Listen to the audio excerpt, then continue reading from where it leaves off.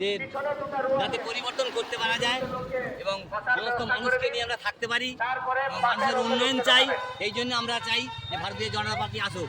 মানুষের ঘর চাই, শিক্ষা চাই। 15 বছর যে মমতা ব্যানার্জির শাসন চলছে এতে আপনি খুশি নন? না, এতে একদমই খুশি নয়। কি করে খুশি হবো? এ তো ওরা টাকা শুধু কাটবানি খেয়ে চলে যাচ্ছে। কেন্দ্রের টাকা ঝেড়ে দিচ্ছে। কেন্দ্রের 3 লক্ষ টাকা ঘরের টাকা 1,20,000 টাকা দিচ্ছে। টাকাই তো ঝেড়ে দিচ্ছে। এদের তো জন্ম লগ্ন থেকেই তো চোরে জন্ম হয়েছে। আচ্ছা, আপনি কতটা আশাবাদী যে 26-এ বিজেপি ক্ষমতায় আসছে? 100% আশাবাদী যে 26-এ বিজেপি ক্ষমতায় আসবে। আমি শুধু নয়, আমার আত্মীয় স্বজন সবাইকেই বলছি যে বিজেপিকে ভোট দিয়ে জেতাতে হবে, আনতে হবে, নাহলে বাঁচার কোনো রাস্তা নেই। নাহলে আমরা ওই বাংলাদেশের মতো হয়ে যাব।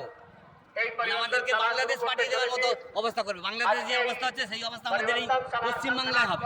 আমি সমস্ত লোককে, আমার বন্ধু বান্ধব সমস্ত লোককে, এমনকি বাঁকুড়া পর্যন্ত গিয়ে আমি সেখানেও প্রচার করে এসেছি যে বিজেপিকে ভোট দেওয়া হোক।